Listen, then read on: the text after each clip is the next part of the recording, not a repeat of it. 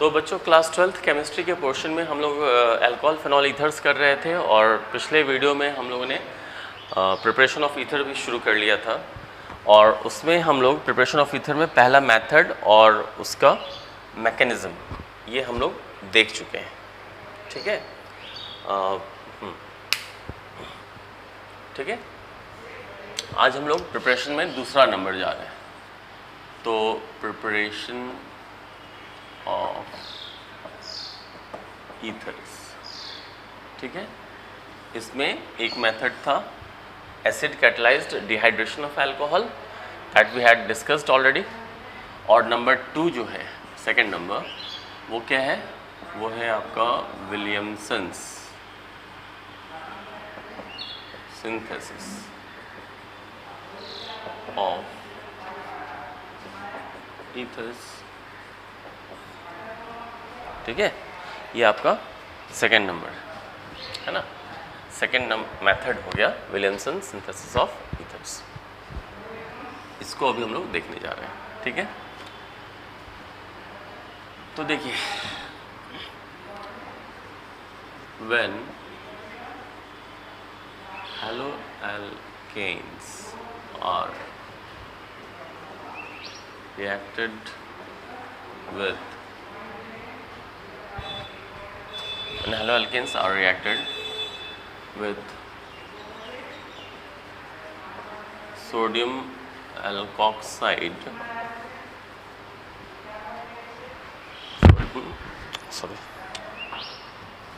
when haloalkanes are reacted with sodium alkoxide, then ethers are formed. ठीक, this reaction is used to obtain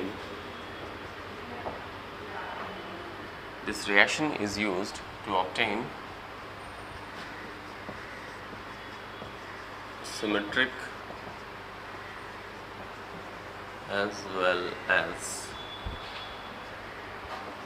unsymmetric,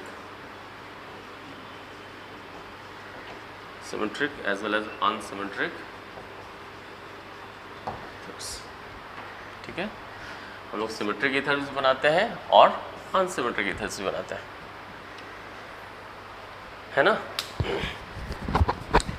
तो जब haloalkanes को हम लोग reaction करवाते हैं सोडियम एल्कोक्साइड से तो ईथर बनता है। ईथर में सिमेट्रिक ईथर और अनसिमेट्रिक ईथर दोनों तरह के ईथर हम लोग इसमें बना सकते हैं। ठीक है, तो जैसे रिएक्शन क्या हुआ, RX हेलोएल्केन हो गया, सोडियम एल्कोक्साइड, ये दोनों सेम रह सकता है, डिफरेंट भी रह सकता है। ठीक है, ये रिएक्शन ऑलरेडी बेसिक मीडियम में होता है ना। सोडियम एल्कोक्साइड जो है ये जब टूटेगा तो Na+ और RO- न्यूक्लियोफाइल भी हो गया और ये बेसिक मीडियम भी प्रोवाइड कर रहा है, दोनों बात होती है। ठीक है, तो ये रिएक्शन जो है वो बेसिक मीडियम में होता है। तो रिएक्शन सिंपल सा कैसे होगा, NaX बाहर, NaX यानी सोडियम हैलाइड बाहर, तो RO R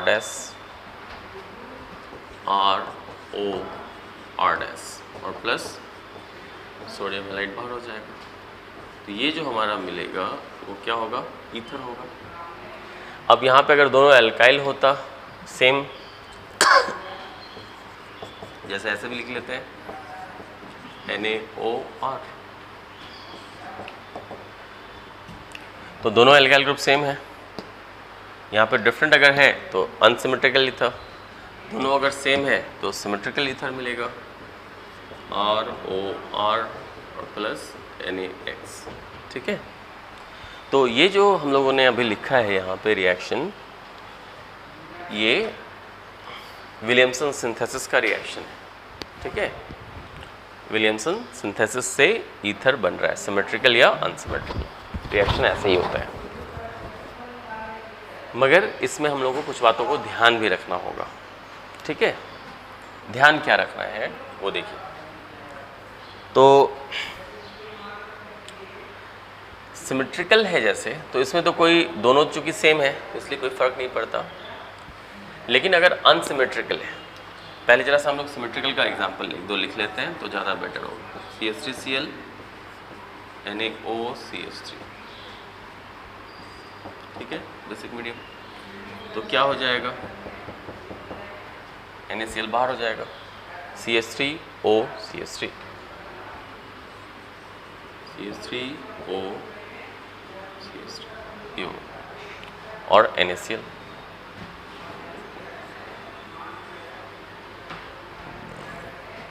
ठीक है, इस तरह से। वैसे ही C2H5Br प्लस NaO और ये हो जाएगा C2H5, है ना। तो NaBr बाहर, C2H5O C2H5, C2H5O, फिर ये हो जाएगा C2H5 और NaBr बाहर हो जाएगा, है ना। तो इस तरह से हम लोग सिमेट्रिकल ईथर तो आसानी से यहाँ पे बना लेते हैं, ठीक, आसानी से बन जाएगा।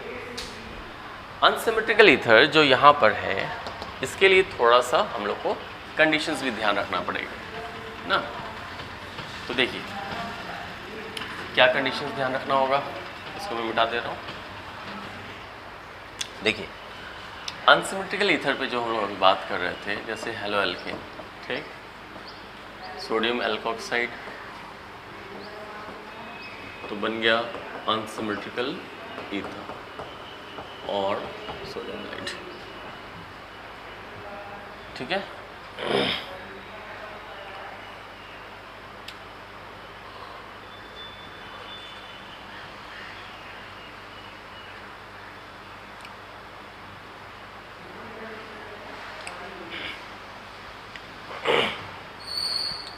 तो देखिए यहाँ पर जो है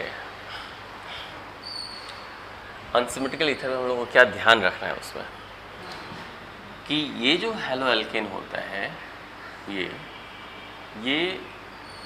प्रेफरेबली जो एल्काइल ग्रुप है वो तो छोटा होना चाहिए, या फिर ये आपको 1 डिग्री होना चाहिए, ठीक है। यहाँ पे कहने का मतलब क्या हुआ कि हेलो एल्केन जो हम लोग लेते हैं अनसिमेट्रिकल ईथर बनाने के लिए, तो उसमें ये हेलो एल्केन वाला जो एल्काइल ग्रुप है वो छोटा होना चाहिए, और अगर मान लेते हैं सेम नंबर ऑफ कार्बन है दोनों में, इसमें और इसमें सेम नंबर कार्बन है, तो फिर ये 1 डिग्री होना चाहिए, 2 या 3 डिग्री नहीं होना चाहिए, ठीक है। तो ये रिएक्शन होगा। ऐसा क्यों?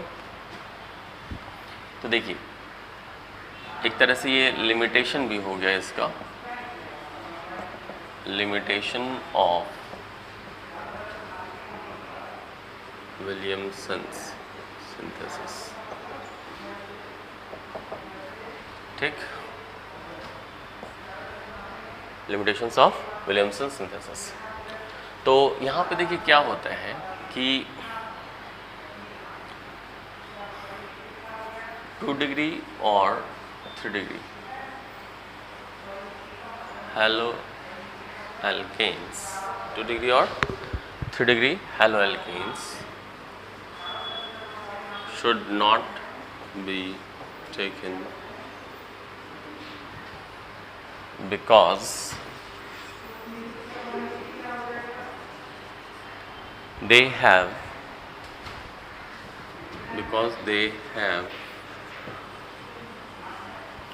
greater tendency to show beta elimination reaction, because they have greater tendency to show beta elimination reaction in the alkaline medium and give alkene as the major product.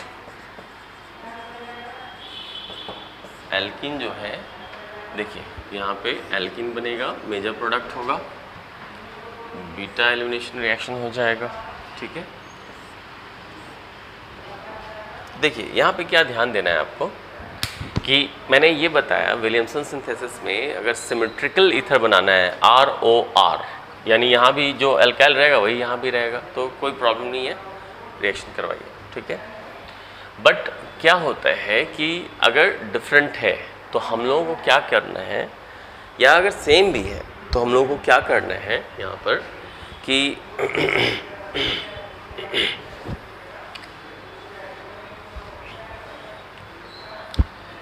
हम लोगों को ये करना होगा यहाँ पर कि ध्यान देना है कि ये जो हेलो एल्केन है ये इसमें कार्बन कम रहना चाहिए, और अगर डिग्री वाइज डिफरेंस है तो ये 1 डिग्री होना चाहिए, 2 या 3 डिग्री नहीं होना चाहिए। कारण क्या है उसका कि अगर हम 2 डिग्री या 3 डिग्री हेलो एल्केन लेते हैं, ठीक है,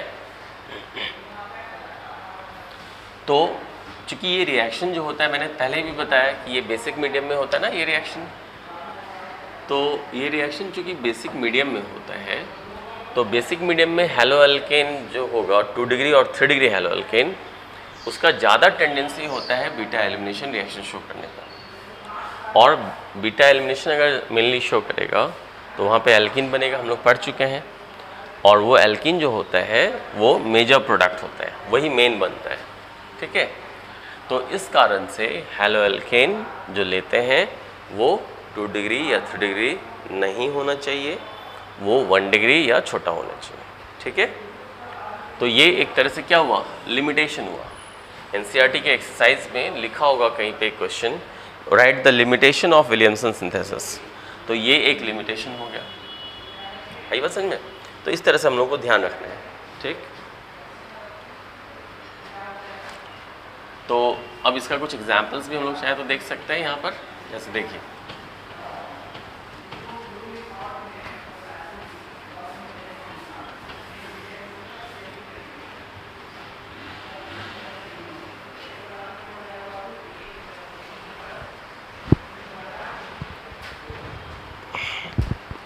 देखिए अब जैसे मान लेते हैं अनसिमेट्रिकल ईथर में मुझे कुछ ये बनाना है,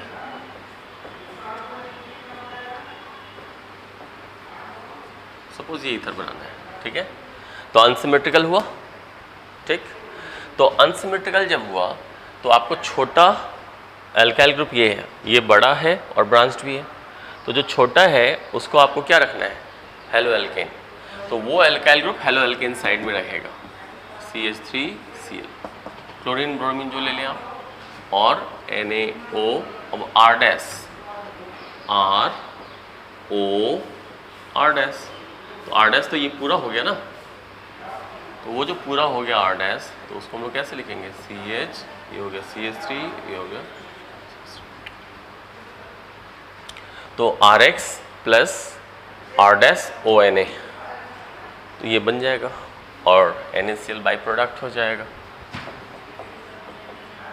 ठीक है, इस तरह से।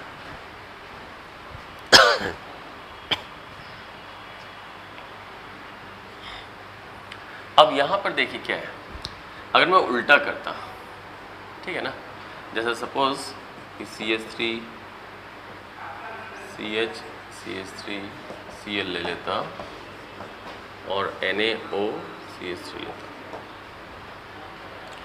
तो देखने में तो ये लग रहा है कि NaCl बाहर हो जाएगा और ये एक तरफ आइसोप्रोपाइल और एक तरफ मिथाइल, ये मिल जाएगा, तो बात तो बराबर लग रहा है देखने से। लेकिन ऐसा नहीं है, ऐसा इसलिए नहीं है क्योंकि ये 2 डिग्री हेलो एल्केन है। ठीक है, तो 2 डिग्री हेलो एल्केन होने से क्या होगा, इसका तो बीटा एलिमिनेशन का टेंडेंसी ज़्यादा है, तो इसका बीटा एलिमिनेशन हो जाएगा, है ना।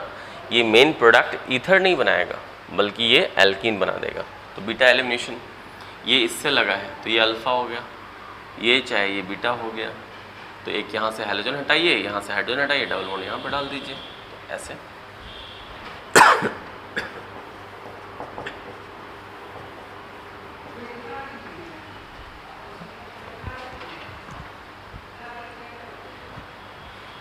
ठीक है, ये आपका मेजर प्रोडक्ट यहाँ पे ये बनेगा एल्कीन, ठीक है ना, यही बात कह रहे थे। उसी तरह से अगर मान लेते हैं कि मुझे ये ईथर चाहिए,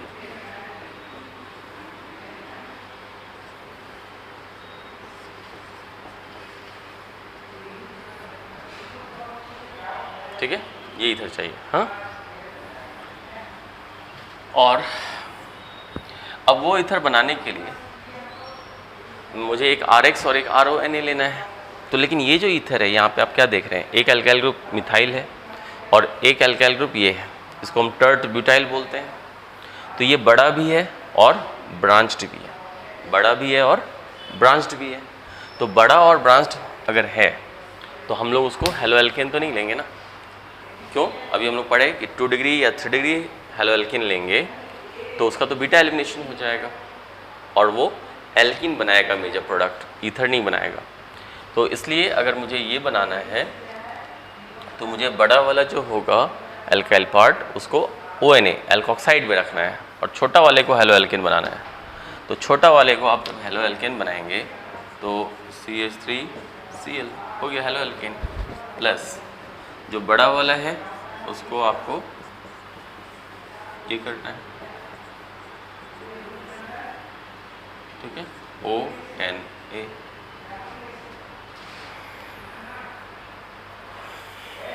ठीक है, NaCl बाहर हो गया, ठीक। तो क्या बन जाएगा, ये OCH2, ठीक है। इस तरह से हम लोग करते हैं, कहीं कोई डाउट नहीं। और NaCl तो बाई प्रोडक्ट है ही, तो NaCl मिल जाएगा यहाँ पर, ठीक है।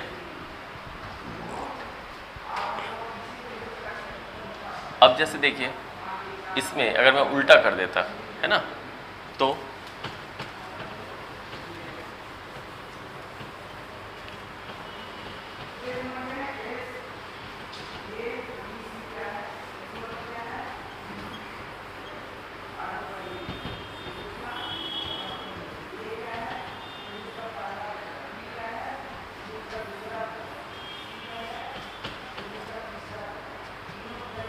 अगर मैं इसको उल्टा कर देता तो क्या होता,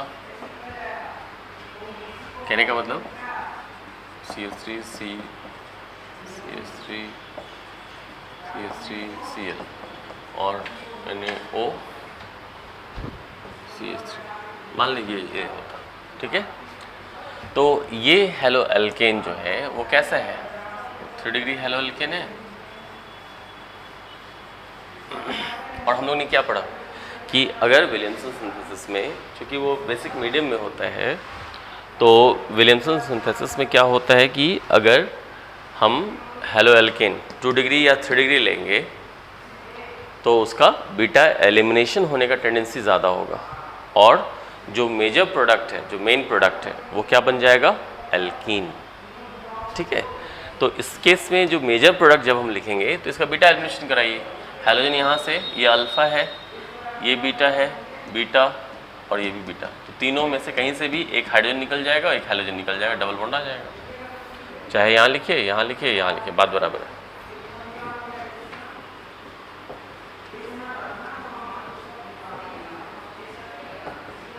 ठीक है, ऐसे। तो मेजर प्रोडक्ट जब हम बात करते हैं तो मेजर प्रोडक्ट में क्या मिल जाएगा, मेजर प्रोडक्ट में आपको ये एल्कीन मिलेगा, मेन ईथर नहीं मिलेगा, एल्कीन, ये जो है वो मेजर प्रोडक्ट होगा, ठीक है। तो ये भी एक लिमिटेशन हो गया है ना। तो अगर मुझे इस तरह का ईथर बनाना है ब्रांच्ड वाला, तो ध्यान रखना है कि ब्रांचिंग वाला जो पार्ट होता है वो एल्कोक्साइड के साथ रखा जाता है, ठीक, और हेलोएल्केन छोटा वाला रखा जाता है। तो ब्रांचिंग वाला अगर एल्कोक्साइड के साथ नहीं रखेंगे, ब्रांचिंग हेलोएल्केन बना देंगे, तो फिर एल्कीन बन जाएगा मेजर प्रोडक्ट, है ना। इसको बोलते हैं आइसोब्यूटाइलिन, आइसोब्यूटाइलिन, ठीक है। और योपेक नेम तो खैर 1,2 मिथाइल प्रोपीन हो जाएगा, ठीक है, 2 मिथाइल प्रोपीन, ये मेजर प्रोडक्ट होगा, है ना। तो ये एक लिमिटेशन हो गया विलियमसन सिंथेसिस का। तो अगर सिंपल बनाना है तो क्या हुआ, और अगर मिक्स्ड बनाना है तो क्या अंतर होगा, ये आप लोगों ने देखा है ना। सिंपल ईथर हम लोग सिमेट्रिकल ईथर को कहते हैं। तो सिमेट्रिकल या सिंपल ईथर बनाना है तो कोई बात नहीं, आप कोई हेलो एल्केन और कोई हेलो ये सोडियम एल्कोक्साइड ले लेंगे, ठीक है। लेकिन अगर अनसिमेट्रिकल बनाना है तो फिर वहाँ पे ध्यान रखना होगा कि जो ब्रांचिंग वाला एल्काइल ग्रुप होता है उसको आपको रखना है हेलो एल्केन के साथ, ठीक है। इसको आप कहाँ रखेंगे, हेलो एल्केन के साथ रखेंगे, है ना।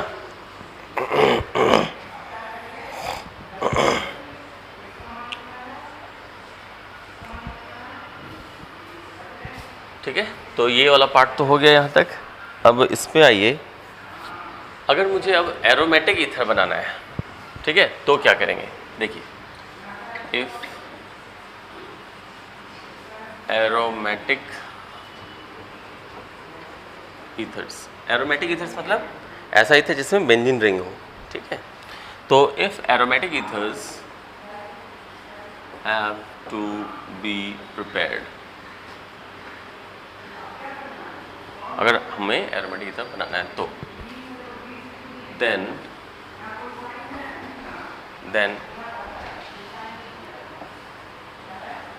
haloalkanes should be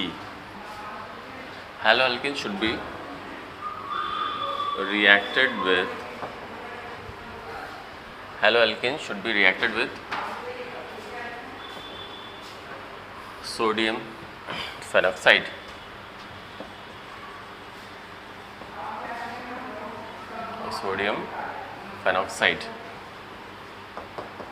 in the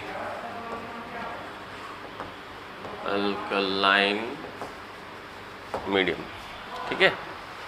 तो सोडियम एल्कोक्साइड यहाँ पे हम लोग क्या करेंगे, अगर एरोमेटिक ईथर बनाना है तो हम लोग हेलो एल्केन को रिएक्शन कराएंगे सोडियम फेनॉक्साइड के साथ या सोडियम फेनेट के साथ। उल्टा नहीं करेंगे, उल्टा करेंगे तो कुछ और बात हो जाएगी। जैसे देखिए, हेलो एल्केन और सोडियम फेनॉक्साइड, तो हेलो एल्केन ये हो गया RX, सोडियम फेनॉक्साइड तो बेंजीन O, और यहाँ पे ऐसे कर सकते हैं हम लोग, तो ये हो गया सोडियम फेनॉक्साइड या सोडियम फेनेट, और ये हो गया हेलो एल्केन। बेसिक मीडियम में रिएक्शन होता है वो पता है, ठीक।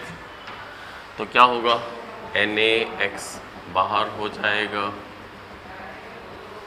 ठीक है, RO बेंजीन, RO बेंजीन ये मिल जाएगा, और NaX सोडियम हैलाइड ये बाहर हो जाएगा, ठीक है। इस तरह से तो यहाँ पे ये जो बनेगा वो एरोमेटिक ईथर हो जाएगा,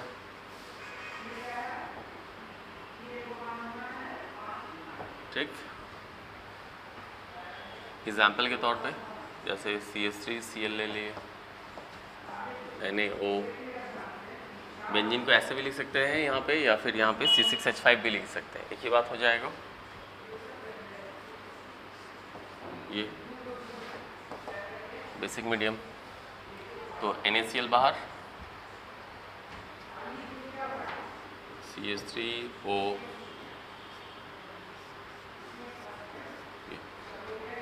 ये हो गया आपको मिथॉक्सी बेंजीन, और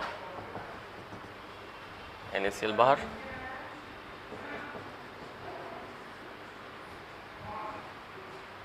ठीक है।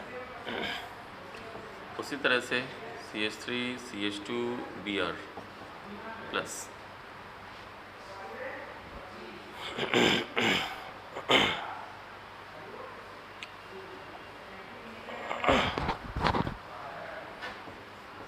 NaO, इसको ऐसे भी लिख सकते थे, ठीक है। NaBr बाहर,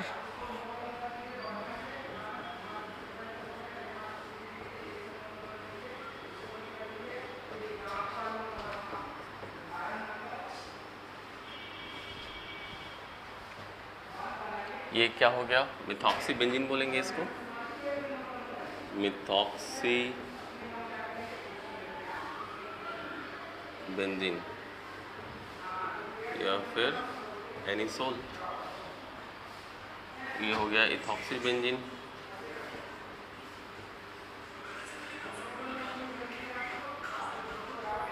या फिर फेनेटोल, है ना।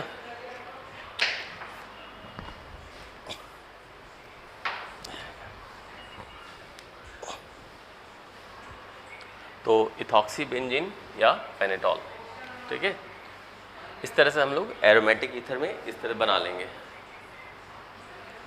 अब क्या है कि अगर इसका उल्टा कर दें, मान लीजिए ऐसा लग रहा होगा कि हम हेलोअरीन ले लें, सपोज जैसे ऐसे, और NaOR कर दें, नहीं तो सोडियम एल्कोक्साइड और हेलोअरीन ले लिए, यानी उल्टा कर रहे हैं इसका, यानी हेलो एल्केन ना लेके क्या ले रहे हैं, हेलोअरीन।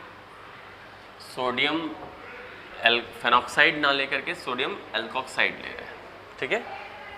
तो ये फिर जो है ऐसा नहीं है कि NaX बाहर निकल जाएगा और बेंजीन OR ऐसा बन जाएगा, ऐसा नहीं है।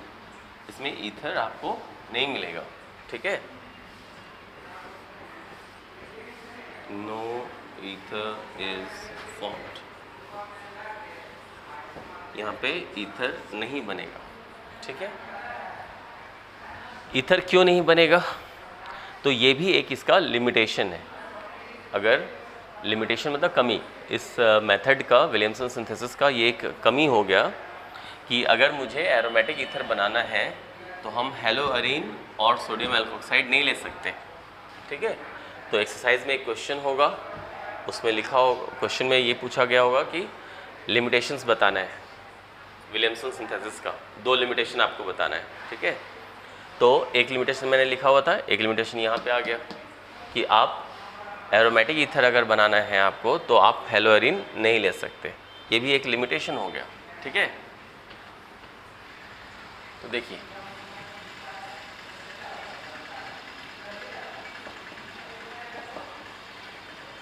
Limitation of Williamson's synthesis. एक लिमिटेशन एक बार मैं पहले भी लिख चुका हूँ, एक बार दूसरा बार ये फिर मैं दोबारा लिख रहा हूँ यहाँ पे, है ना। तो ये सेकेंड लिमिटेशन हो गया, वो पहला लिमिटेशन था और ये दूसरा लिमिटेशन है। तो दूसरा लिमिटेशन क्या है कि to prepare aromatic ethers, to prepare aromatic ethers to prepare aromatic ethers, haloarenes should not be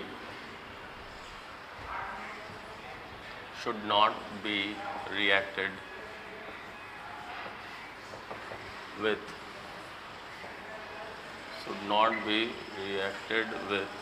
sodium alkoxide, ठीक है।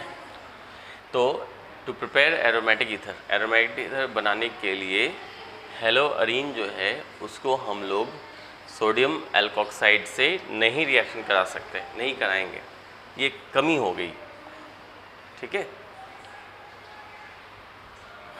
बिकॉज अब इसको समझना है कि क्यों है ऐसा, ठीक है। ऐसा इसलिए होता है क्योंकि आपको ध्यान होगा, क्योंकि यहाँ पे, चलिए पहले मैं इसको लिख देता हूँ, because CX bond in हेलोअरीन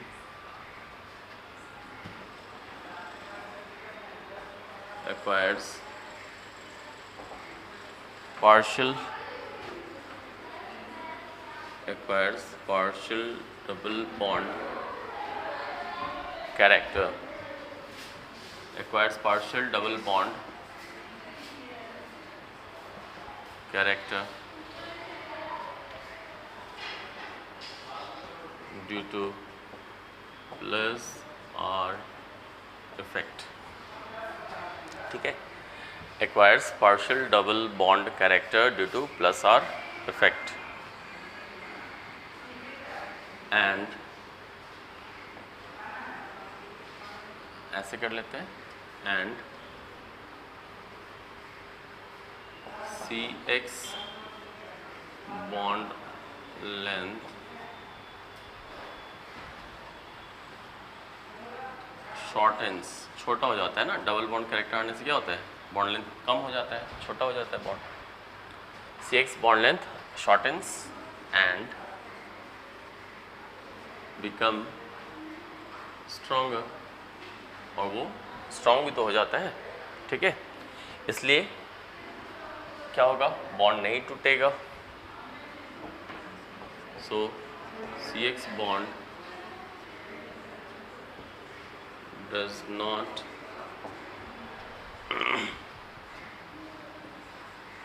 break and alkoxide ion, जो कि एक न्यूक्लियोफाइल है, एल्कोक्साइड आयन क्या है यहाँ पे, न्यूक्लियोफाइल है, and alkoxide ion does not replace X minus ion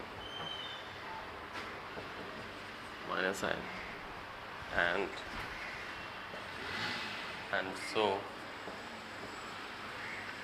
ether is not, और इस तरह से ईथर नहीं बन पाता है। ठीक है, देखिए क्वेश्चन जरा सा समझेंगे यहाँ पे क्या है। ये एक लिमिटेशन था विलियमसन सिंथेसिस का। इसमें ये था कि अगर मुझे एरोमेटिक ईथर बनाना है तो हम लोग हेलोअरीन को सोडियम एल्कोक्साइड से नहीं रिएक्शन कराएंगे। ठीक है, ऐसा क्यों हम हेलोअरीन को नहीं कराएंगे और हमें ईथर क्यों नहीं मिलेगा? तो देखिए एक्चुअली यहाँ पे हेलोअरीन्स में क्या होता है, हैलोजन जो है यहाँ पर, ये जो हैलोजन है इस पे तो लोन पेयर इलेक्ट्रॉन्स है ना। ठीक है, तो हम लोग क्या जानते हैं कि ये जो बेंजीन ऐसे है इसमें रेजोनेंस हम लोग पढ़ चुके हैं, हेलोअरीन है तो हेलोअरीन में रेजोनेंस क्या होता है, कौन सा, plus are effect, positive resonance effect. तो ये जो है वो इधर आएगा तो रिपल्शन से ये उठ करके इधर जाता है, ऐसा पढ़े हैं। तो जब ये यहाँ पे आ जाएगा तो रेजोनेंस स्ट्रक्चर में कैसे था,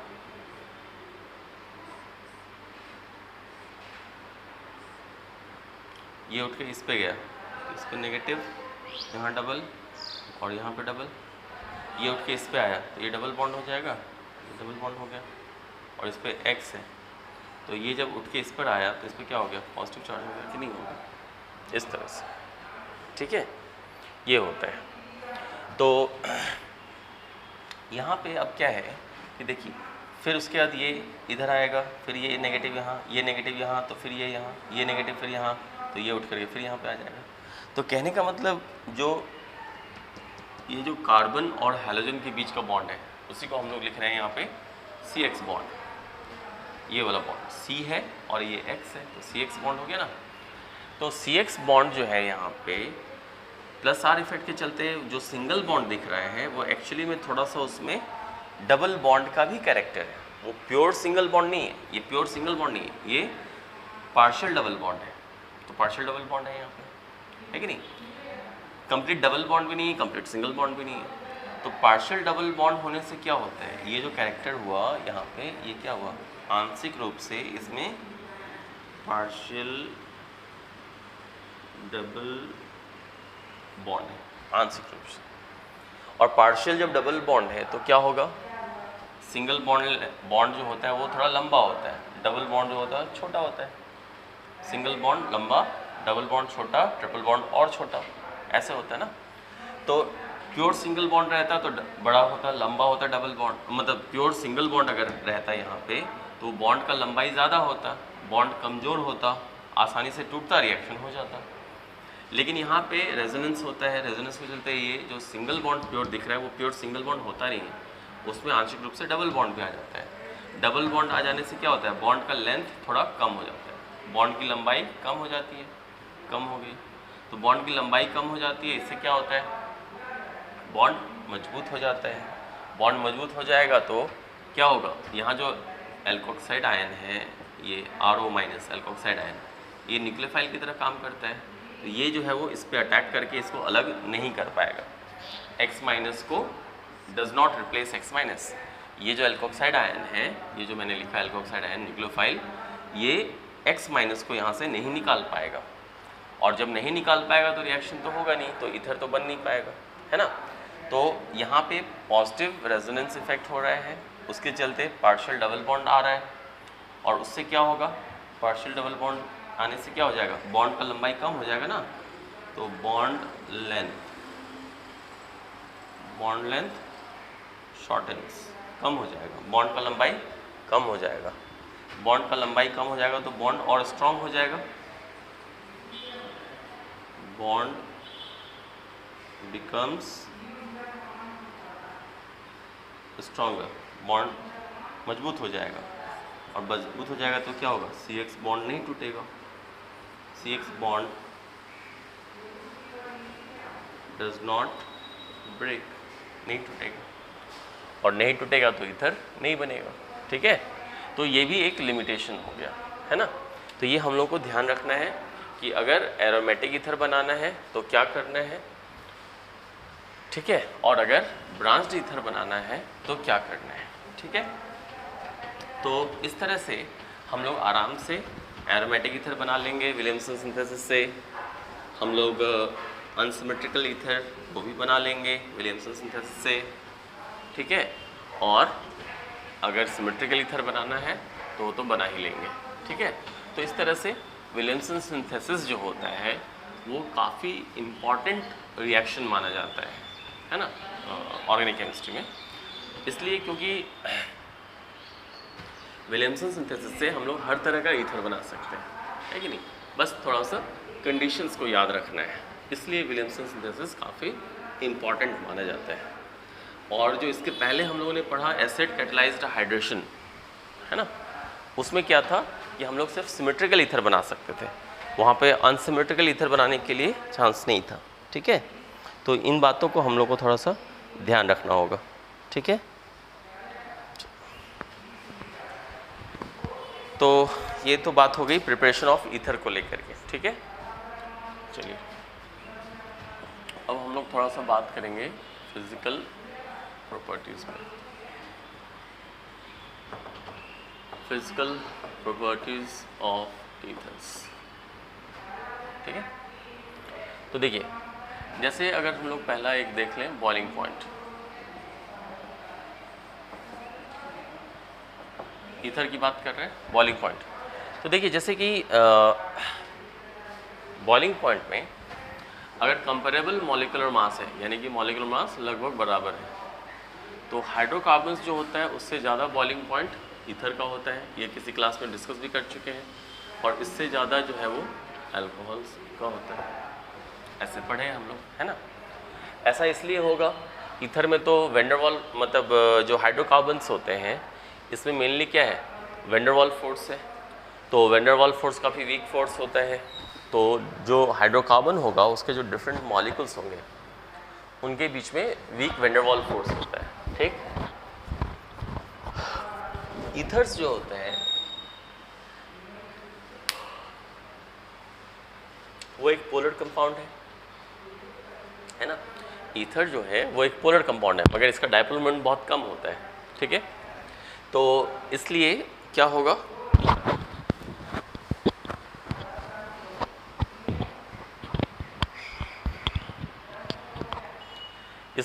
कि ईथर में जो है, ईथर के मॉलिक्यूल्स के बीच में यहाँ पे डायपोल फोर्स होगा, जो कि इसके कंपैरिजन इससे ज़्यादा होगा, है ना। यहाँ पे वेंडरवाल फोर्स मॉलिक्यूल्स के बीच में, यहाँ पे डायपोल फोर्स, तो डायपोल फोर्सेस थोड़ा सा स्ट्रॉन्गर होता है इससे, इस रीज़न से क्या होगा, इसका बॉइलिंग पॉइंट थोड़ा ज़्यादा होगा। अब अल्कोहल्स के जो डिफरेंट मॉलिक्यूल्स होते हैं उनके बीच में इंटर मॉलिक्यूलर हाइड्रोजन बॉन्ड होते हैं, ठीक है, और इंटर मॉलिक्यूलर हाइड्रोजन बॉन्ड होने के चलते क्या होगा, इसका बॉइलिंग पॉइंट और ज़्यादा हो जाएगा, ठीक है।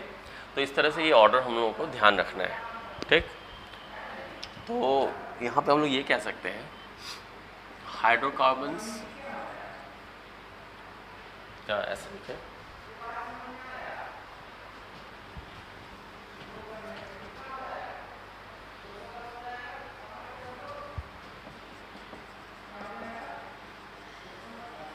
intermolecular forces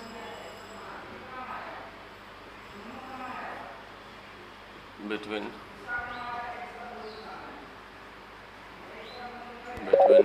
hydrocarbons, ठीक है, intermolecular forces between hydrocarbons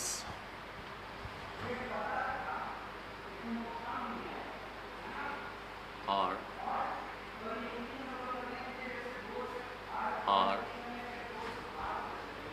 van der Waals forces, are van der Waals forces which is weaker than the dipole forces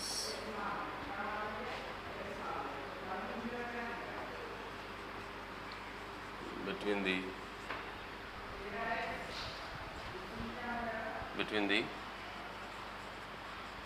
molecules of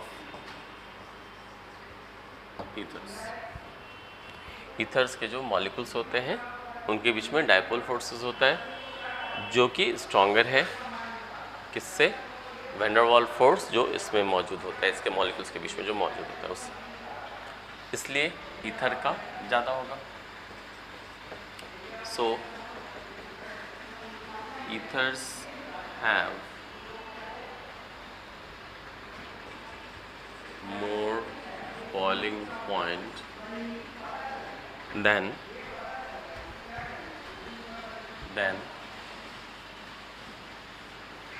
hydrocarbons of comparable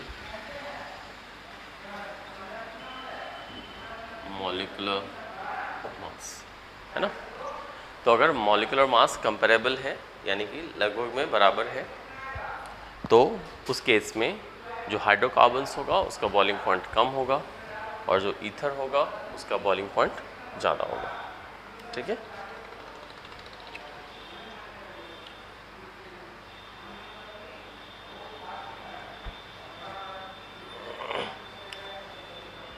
चलिए अब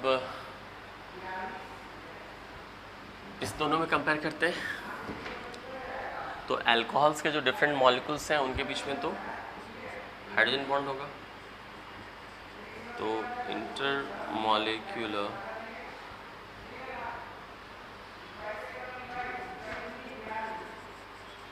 intermolecular hydrogen bonds are present, intermolecular hydrogen bonds are present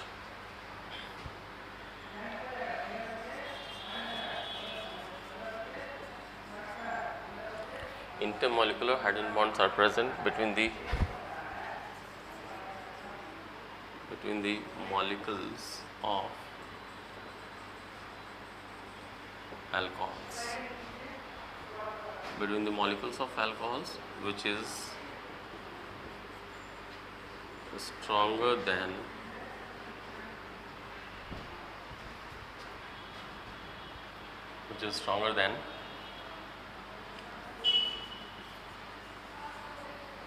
dipole forces between the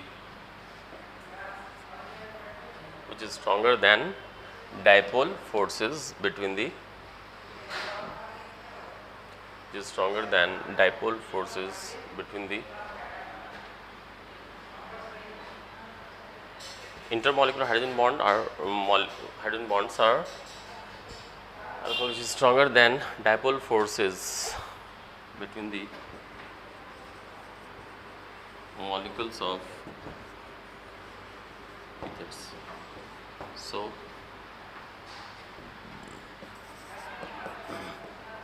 boiling point of ethers is less than the boiling point of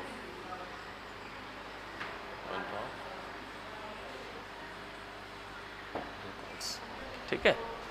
तो alcohols के boiling point से क्या होगा, कम होगा, किसका, ether का, और हाइड्रोजन के हाइड्रोकार्बन्स के बॉइलिंग पॉइंट से ज़्यादा होगा ईथर्स का। ठीक है, कारण मैंने बता दिया आपको। तो ये चीज़ हम लोगों को ध्यान रखना है। इसके डिफरेंट मॉलिक्यूल्स जो होते हैं उनमें वैन डर वाल्स फोर्स होता है जो कि कमज़ोर होता है इसकी तुलना में। यहाँ पे जो डिफरेंट मॉलिक्यूल्स होता है उसके बीच में डाइपोल फोर्सेस होता है। तो डाइपोल फोर्स स्ट्रॉन्गर है, van der Waals force weak है, इसलिए इसका बॉइलिंग पॉइंट ज़्यादा होगा। अब इस दोनों में जब आएंगे तो अल्कोहल्स के जो डिफरेंट मॉलिक्यूल्स हैं उनके बीच में इंटरमॉलिक्यूलर हाइड्रोजन बॉन्ड होता है जो कि ज़्यादा स्ट्रॉन्गर है, किससे, यहाँ पे जो मौजूद है डाइपोल फोर्स उससे। इस कारण इसका बॉइलिंग पॉइंट ज़्यादा होगा, इसका कम होगा।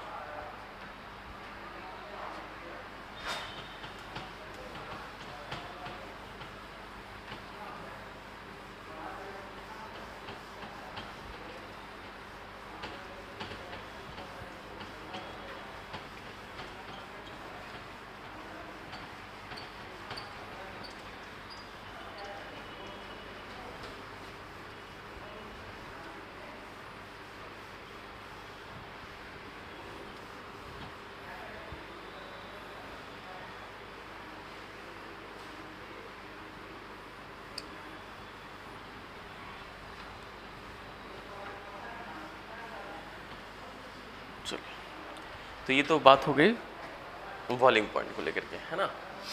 अब थोड़ा सा सेकेंड वाला पॉइंट जो है वो अगर हम लोग सॉल्युबिलिटी पे देख लें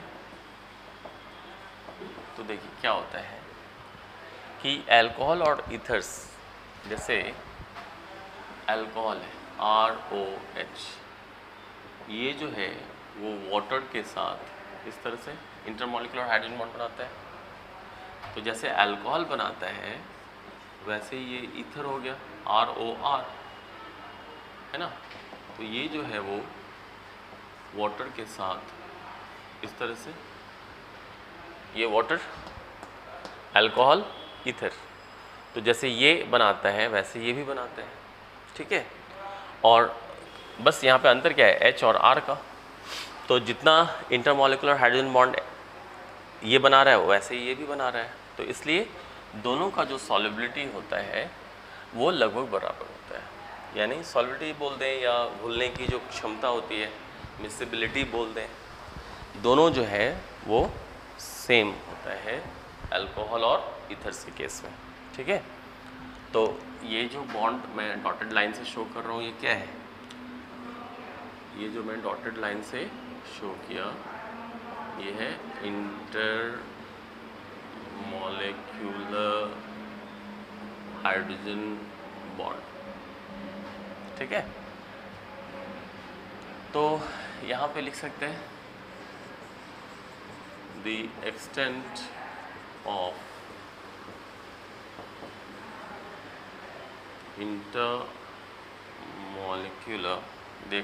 intermolecular hydrogen bonding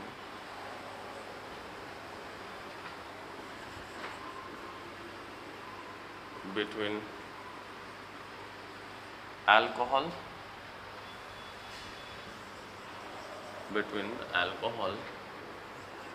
and water। ठीक है, between alcohol and water is same to that of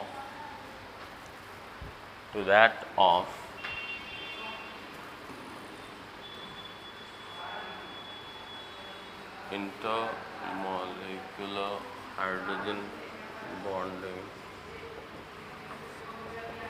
in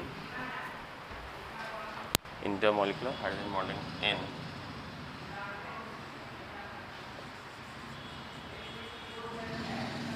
between ethers and water.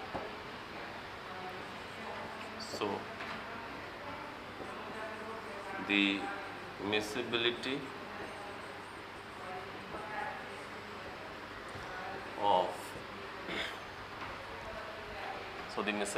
of alcohols and ethers, ठीक है? So the miscibility of alcohols and ethers in water is almost same, ठीक है? इस कारण से क्या होता है कि जो अल्कोहल है और जो ईथर है, तो अल्कोहल और ईथर्स का वाटर में जो मिसिबिलिटी है वो लगभग में सेम होता है ना?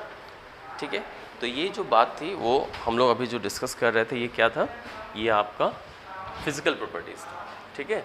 तो हम लोग फिज़िकल प्रॉपर्टीज़ की बात कर रहे थे। इसमें हम लोगों ने सॉल्युबिलिटी देखा। अभी सॉल्युबिलिटी में क्या देखे कि अल्कोहल और ईथर का जो सॉल्युबिलिटी जब हम कंपेयर करते हैं वाटर में तो वो लगभग सेम होता है। कारण क्या है कि दोनों जो है वो वाटर के साथ same extent of hydrogen bonding बनाता है, ठीक है? यहाँ पे मैंने दिखाया भी है।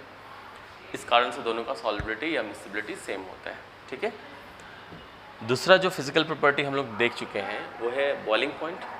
तो बॉइलिंग पॉइंट में हम लोगों ने हाइड्रोकार्बन, ईथर और अल्कोहल इस तीन का तुलना किया। तो हाइड्रोकार्बन के जो डिफरेंट मॉलिक्यूल्स थे उनके बीच में वैन डेर वाल्स फोर्स जो कि वीक फोर्स है, इसलिए उसका सबसे कम किए। उससे ज़्यादा अब डाइपोल फोर्स का मैग्नीट्यूड होता है। तो ईथर के जो डिफरेंट मॉलिक्यूल्स होते हैं उनमें डाइपोल फोर्सेस होता है या डाइपोल फोर्सेस, तो इसलिए उसका जो होगा वो बॉइलिंग पॉइंट वो थोड़ा ज़्यादा हो जाएगा हाइड्रोकार्बन्स की तुलना में।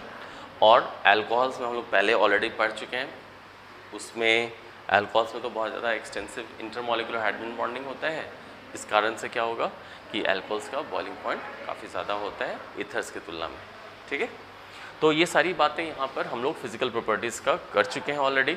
और ईथर्स में हम लोग प्रिपरेशन भी कर चुके हैं, विलियमसन सिंथेसिस और एसिड कैटलाइज्ड डिहाइड्रेशन, और विलियमसन सिंथेसिस का लिमिटेशंस भी देख चुके हैं सारा विथ ऑल दी एग्जांपल्स, ठीक है?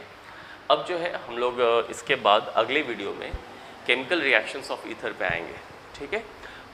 वो आई होप कि वो लास्ट टॉपिक है और वो लास्ट वीडियो होगा इस चैप्टर के डिस्कशन का, ठीक है? Okay, thank you.